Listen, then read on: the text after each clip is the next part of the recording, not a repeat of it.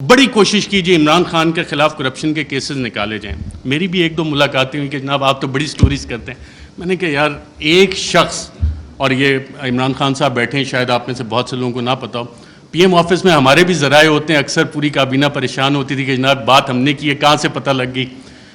وہ شخص جو پانی کی آدھی بوتل بھی ضائع نہیں ہونے دیتا بطور وزیر اعظم کہ یار یہ آدھی پانی کی بوتل میں نے ابھی رکھی، کیوں اٹھا کے لے گئے، وہ کرپشن کرے گا. میں نے سمجھائی لوگوں کو یہ بات، لیکن پلے بک کیونکہ وہی پرانی تھی، کیا کرپشن کے کیسز نکالو، ڈسکریڈٹ کرنا ہے، کرپشن تھوپنی ہے. مسٹر اے بی سی کا فلانا دوست ہے، اس سے نکال کے لاؤ. کچھ نہیں، آج سوا دو مہینے ہو گئے، کوئی کرپشن نہ نکلے گا. عمران خان کا کرپشن کا کیس نہیں نکل سکتا، نہ نکلے گا. میں نے بتائی کہ نہیں آپ کچھ کوشش، میں کہا میں یہ کوشش نہیں کر سکتا کیونکہ مجھے یہ پتہ ہے کہ عمران خان کی کرپشن نہیں نکلنی. اچھا، media narratives against P T I. French revolution جب آیا تھا تو اس وقت ایک تھاٹ تھا کنگ لوئی کا، میں ریاست ہوں، میں بادشاہ ہوں، میں قانون ہوں. اور یہی چیز ہم نے دیکھی کہ جب media narratives P T I کے خلاف بن رہے تھے. ابھی حال ہی میں آپ اگر آئی ایم دا کنگ کا دیکھ لیں، the king can do no wrong. King ہمیشہ، جو بادشاہ ہے وہ ہمیشہ اچھی چیزیں ہی کرتا ہے. فیٹو پہ پوری حکومت نے کام کیا، ہماد اظہر بھی ادھر ہیں، لیکن پی ٹی آئی نے کام نہیں کیا. بادشاہ نے سب سے اچھا کام کیا. آئی ایم دا لا، قانون میں ہی ہوں. پولیٹیکلی آئسولیٹ کرو پی ٹی آئی کو. آج پی ٹی آئی واقعی پولیٹیکلی آئسولیٹڈ ہے. کون سی سیاسی جماعت ہے جو پی ٹی آئی کے ساتھ اتحاد میں کھڑی ہے؟ سب ایک طرف ہو گئے، لیکن ایک اسٹرینتھ گین ہوئی اس میں. پاکستان کی عوام بغیر کسی کال کے نکل آئے. اور شاید جو وزیر اعظم عمران خان کا آخری دن تھا وزیر اعظم ہاؤس میں، اس وقت جو لوگ نکلے اور جنہوں نے رپورٹ کیا، آئی تھنک عمران ریاض تھے، باقی ہم لوگ بھی تھے، ان سب نے ایک بات نوٹ کی. آپ نے خود بھی اپنا دفتر چھوڑنا ہونا، کافی ٹائم لگتا ہے، کہ ایک شخص فوراً اٹھ کے چلا گیا اور کہا، جب سوال جواب ہوئے، کوئی رہ تو نہیں گیا، اکیلا کر دیا ہے، اب اس کے ساتھ کس نے کھڑا ہونا ہے؟ پاکستان کی عوام کھڑی ہوئی. یہ وہ ڈفرینٹ فیکٹر تھا، چینج تھی، جس کو کسی بھی سازشی نے کیٹر نہیں کیا ہوا تھا. یہ وہ ویریبل تھا، عوام کا ویریبل تھا، جس کی وجہ سے یہ چیزیں. میں کوئکلی تھوڑا سا 2 منٹ اگر آپ کی اجازت ہو تو سائفر کے اوپر بھی بات کرنا چاہوں گا. سائفر پہ بھی میڈیا نیریٹیوز بڑے بڑے مزے کے بنے، اس پہ اور ڈیبیٹ بھی ہو سکتی تھی، کافی مزے کی چیزیں تھیں. پہلا کیا بنا جی؟ پہلی میڈیا نے رپورٹ کرنا شروع کیا اور باقاعدہ یہ بتایا گیا کہ جی سائفر تو ایگزسٹ ہی نہیں کرتا، سائفر نام کی تو کوئی بلا ہی نہیں ہے. پھر دوسری چیزیں، میڈیا کی یہ سٹوریز آئیں اور ریکارڈ کے اوپر موجود ہیں، پرنٹ کیے ہیں، ٹی وی پروگرامز ہیں، کہ سائفر تو یہ ایزمپشنز پہ بیسڈ ہے. وہ ایزمپشنز ہیں ہمارے ایمبیسیڈر کی یا کس کی. پھر یہ بھی کہانیاں میڈیا میں آئیں کہ جی یہ تو فارن آفس میں خود ہی پی ٹی آئی والوں نے بیٹھ کے بنا لیا ہے، یہ تو شاہ محمود قریشی نے خود ہی بیٹھ کے بنا لیا ہے. پھر جب وہ بھی ساری چیزیں، کیونکہ سائفر ایگزسٹ کرتا تھا، سائفر موجود تھا، پھر کہا گیا جی کانسپریسی کا ایویڈنس کوئی نہیں ہے. اچھا، پھر عمران خان بطور وزیر اعظم بھی میرا خیال وہ کرکٹ کھیل رہے تھے، اور جب انہوں نے کہا تھا کہ مینٹلی میں اسٹرانگ ہوں، تو بہت سے لوگوں نے انڈر ایسٹیمیٹ کیا. انہوں نے کابینہ کی بھی کمیٹی بلائی. کابینہ کی اسپیشل کمیٹی غالباً 30 مارچ کو ہوئی. 30 مارچ کو میں نے سابق وفاقی وزراء سے پوچھا، وہاں کانسپریسی کی بات بھی ہوئی، کانسپریسی کا ذکر بھی اس میں ہوا.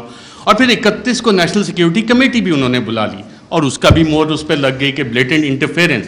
اور اس کے آخری پیراگراف میں ایک لفظ لکھا ہوا ہے کہ جو 31 کو نیشنل سیکیورٹی کمیٹی کی میٹنگ ہوئی، اس نے 30 مارچ کے جو منٹس اسپیشل کیبنٹ کے ہیں ان کو ریٹیفائی کیا. اب 30 مارچ کو آپ سب وفاقی وزراء جو اس میں بیٹھے تھے، اس وقت کے وزیر اعظم اس میں بیٹھے تھے، ان سب نے کانسپریسی اور سازش کا لفظ اس میٹنگ میں ذکر کیا. یہ میرے ذرائع نے مجھے بتایا ہے. آپ سبھی یہاں پہ بیٹھے ہیں، اگر کسی نے کانٹراڈکٹ کرنا ہے تو سابق وزیر اعظم خود بیٹھے ہیں، وہ کر سکتے ہیں کہ 30 مارچ کو جو اسپیشل کیبنٹ میٹنگ تھی اس میں سازش کا ذکر ہے. بالکل سازش کا میں ایز اے جرنلسٹ کلیم کر رہا ہوں. پھر یہ کہا گیا کہ جی وہ انٹیلیجنس ہم نے خود ہی کر لی، اور انٹیلیجنس کی بیسس پہ آبویسلی اس پہ سوال اٹھے کہ انٹیلیجنس، ہمارے انٹیلیجنس کے ادارے بہت اچھا کام کرتے ہیں، دہشت گردی کے خلاف بہت اچھا کرتے ہیں، پاکستان کی سیکیورٹی کے لیے بہت اچھا کام کرتے ہیں. لیکن مسئلہ یہاں پہ آتا ہے کہ جب انہیں ڈریگ کیا جائے سیاسی معاملات میں اور یہ کہا جائے کہ جی انویسٹیگیشنز ہوئیں، کون سی انویسٹیگیشنز، یہ سوال ہوا ہے. اب رجیم چینج میں انٹیلیجنس کا ایک بنیادی کردار ہوتا ہے، انٹیلیجنس انفارمیشن کا بنیادی کردار ہوتا ہے.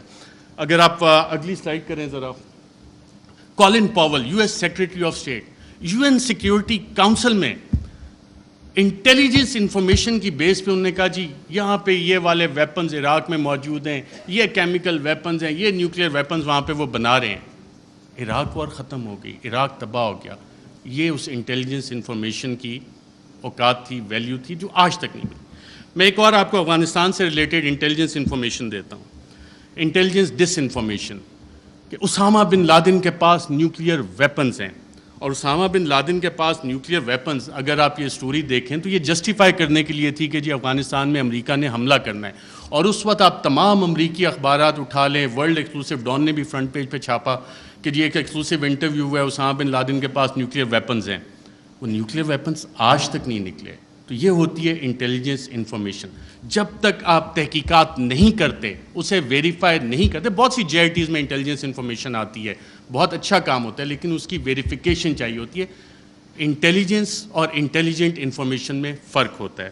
اس کے علاوہ بہت ساری چیزیں ہیں. پروپیگنڈا پہ اگر ہم جائیں, ڈی کلاسیفائڈ ڈاکومنٹس بہت سارے آ گئے, چلی کے حوالے سے, ایران کے حوالے سے, کیونکہ ٹائم میرے پاس کم ہے, میں نے کہا یہ والے لارجر ایشوز آپ کے سامنے رکھوں. PTI کی حکومت میں جب ہم یہ دیکھتے ہیں تو ہم خبریں دیکھ رہے تھے, میڈیا میں آ رہی ہیں کہ جی جو بائیڈن جو ہے وہ کال نہیں کر رہا, فارن آفس کا رابطہ ہو رہا ہے. پاکستان کے foreign minister Shah Mahmood Qureshi, US national security adviser Antony Blinken سے فارن آفس نے رابطے کی کوشش کی, نہیں ہوا.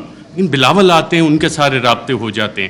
تو یہاں سے آپ جب میڈیا کی وہ خبریں نکال کے دیکھتے ہیں تو آپ کو ایکسٹرنل فیکٹر اور وہ لنکیجز کہ یہ فیصلہ وائٹ ہاؤس میں ہوا, US NSC میں ہوا, اور اس کا ذکر اب میڈیا میں یہ سوال ابھی تک ڈیبیٹ نہیں ہوا کہ کیا اس کا فیصلہ وہاں پہ ہوا تھا, نہیں ہوا تھا. وہ سائفر اگر پبلک ہوتا ہے تو اس میں یہ سوالات اٹھیں گے یقیناً کہ یہ فیصلہ اس لیول پہ, اسٹیٹ کے لیول پہ US اسٹیٹ نے کیا, صدر جو بائیڈن نے کیا. اور صدر جو بائیڈن جو نیو کانس تھے, the plan for the new American century, اس کا باقاعدہ طور پہ حصہ تھے, جس کے بعد ہم نے دیکھا 2001 کے بعد پوری دنیا میں ڈفرینٹ ریجیم چینج آپریشنز باقاعدہ طور پہ لانچ کیے گئے. عراق اس کی ایک مثال ہے.